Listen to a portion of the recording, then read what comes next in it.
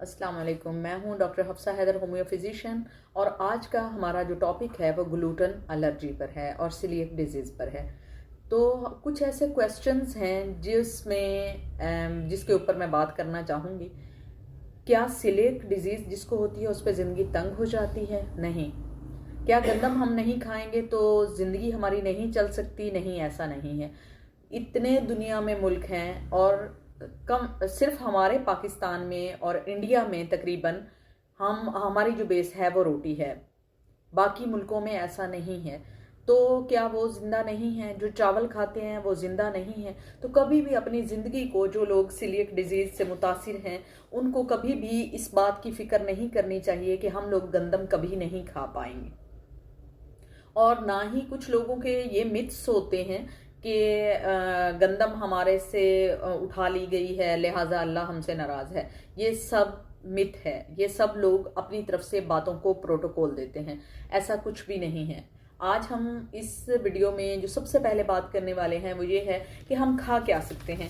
खा क्या हम सकते हैं? हर तरह का फ्रूट हम खा सकते हैं, हर तरह की सब्जी खा सकते हैं, हर तरह का गोश्त खा सकते हैं, हर तरह की मछली खा सकते हैं, ज्वार खा सकते हैं, बाजरा खा सकते हैं और चावल खा सकते हैं। एक खास किस्म का आटा होता है पग्स, वो भी हम, जो गिलगित बल्तिस्तान में मिलता है, वो भी हम खा सकते हैं। दुनिया की हर नेमत को हम इंजॉय कर सकते हैं। अगर एक चीज़ ऐसी है जिसका नाम गंदम है, अगर उसकी वजह से हमारा जो स्मॉल इंटेस्टाइन है वो एलर्जिक है या सेंसिटिव है, तो कोई इतनी बड़ी बात नहीं है।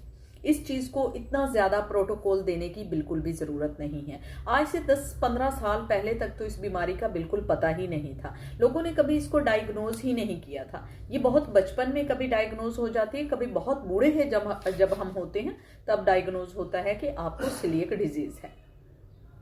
जो नए लोग मेरी वीडियो देख रहे हैं उन लोगों के लिए मैं ये बात दोबारा से बताती चलूं कि ग्लूटेन एलर्जी होती क्या है। ग्लूटेन एलर्जी होती है गंदम और राई और साथ में जौ, इनको पचा न सकने को ग्लूटेन एलर्जी कहते हैं। और सीलिएक डिजीज किसको कहते हैं? छोटी आंत में हमें ग्लूटेन, जो एक प्रोटीन है जो खास तौर पर गंदम से निकलता है, उसके लिए हमारी जो आंत होती है वो एलर्जिक होती है। ये होती क्यों है? ये एक ऑटो इम्यून डिजीज है कि हमारी अपनी ही बॉडी जो है हमारे खिलाफ खड़ी हो जाती है या हमारे खिलाफ वो एंटीबॉडीज बनाना शुरू कर देती है। उसको एलर्जी कहते हैं।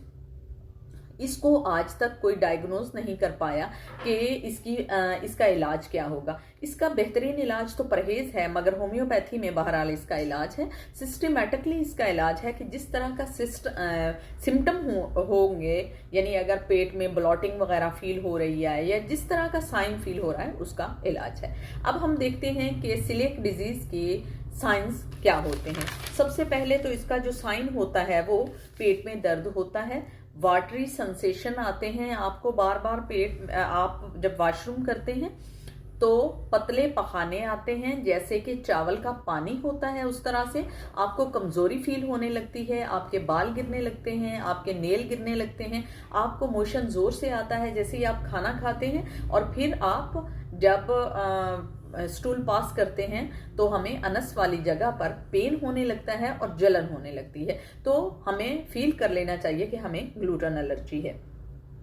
उसके अलावा गैस पास नहीं होती। किसी किस्म का हैवी फूड खाएं तो हमें डिकार आने लग जाते हैं और पीरियड जो हैं वो कमोबेश होना शुरू हो जाते हैं। इस तरह के कुछ ऐसे मसाइल हैं कि जिससे हमें पता चलता है कि हमें ग्लूटेन एलर्जी है। और हर ग्लूटेन एलर्जी जो है वो सीलिएक नहीं होती है। सीलिएक बेसिकली हमारा जो ग्लूटेन है उसको ना पचने को कहते हैं, मगर कुछ लोगों को ग्लूटेन एलर्जी भी होती है, ओनली सीलिएक नहीं होती है। तो इसलिए इसका प्रॉपर टेस्ट होता है जिसका नाम है टीटीजी। टीटीजी से हमें एलर्जी का पता चलता है कि हमें कहीं ग्लूटेन एलर्जी तो नहीं है, मगर बायोप्सी किया जाता है, यानी हमारा जो ग़िज़ा वाली नाली है उस के ज़रिए से हमें पता चलता है कि जो हमारा खाना है उसको ज़रूर चेक करवाना चाहिए कि हमें कहीं सीलिएक तो नहीं है। इसकी वजह सिर्फ ये होती है कि जिसको सीलिएक कंफर्म हो जाती है 100% बायोप्सी के ज़रिए से, तो उस पर सारी ज़िंदगी के लिए हम एक चीज़ है जिसका नाम गंदम है उसको बंद करने वाले हैं।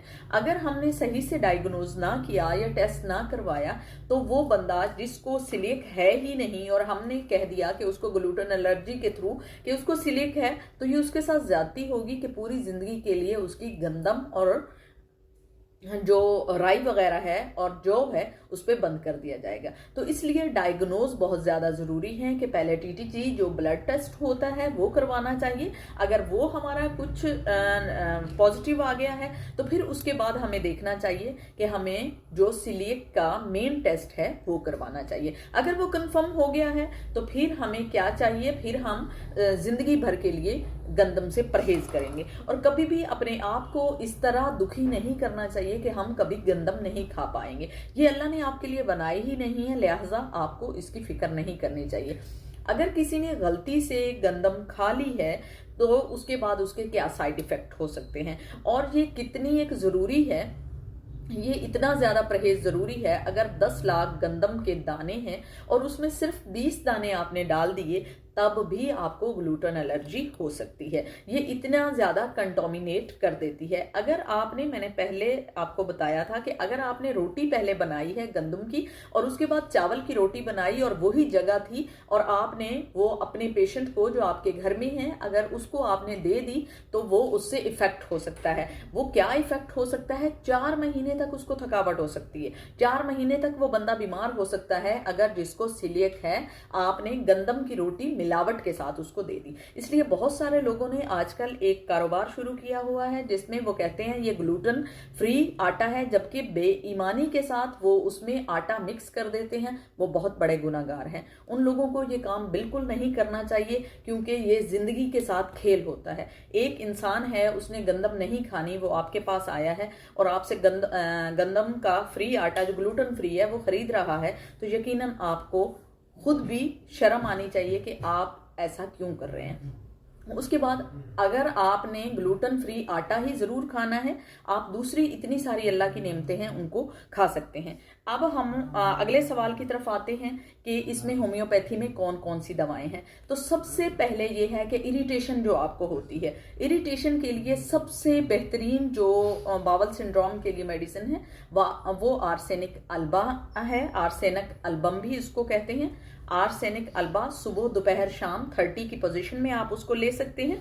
उसके बाद अगर आप कोई हैवी चीज़ खाते हैं, जैसे आइसक्रीम खा ली, जैसे पाए खा लिए या कुछ हैवी खा लिया और उसके बाद आपको बहुत हैवी फील होता है किसी हैवी फूड के बाद, आप उसे पचा नहीं पाते, तो उसके लिए पल्साटीला बहुत ही ज़्यादा इंपॉर्टेंट है, इसको ना भूलिएगा। अगर आपने खाना खाया है और हवा पास नहीं हो रही और आपको ग्लूटेन एलर्जी है तो कार्बोविज आप लीजिएगा। अगर आप कंफर्म हो गए हैं कि आपको ग्लूटेन एलर्जी है तो उसके लिए सोराइनम बहुत अच्छी मेडिसिन है, नेट्रम म्योर बहुत अच्छी मेडिसिन है और ग्रेफाइटस अगर आप ये लेते हैं तो ग्लूटेन एलर्जी जो आपकी है वो कंट्रोल हो सकती है। और सिलिक में भी अगर आपने गलती से कुछ खा लिया है तो जो सिम्टम है उसके मुताबिक होम्योपैथी आपकी हेल्प करेगी। इसके अलावा एक और क्वेश्चन ये है कि ये किन लोगों को होती है। ये हेरिट होते हैं, जिनके पेरेंट्स में होती है उनको होती है।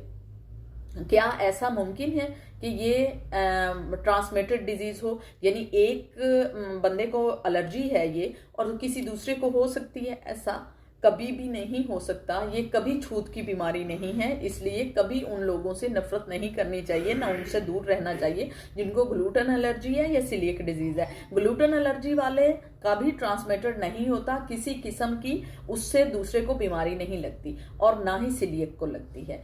तो अगर आपका कोई क्वेश्चन रह गया हो तो आप कमेंट बॉक्स में पूछ सकते हैं। ओके, अल्लाह हाफिज।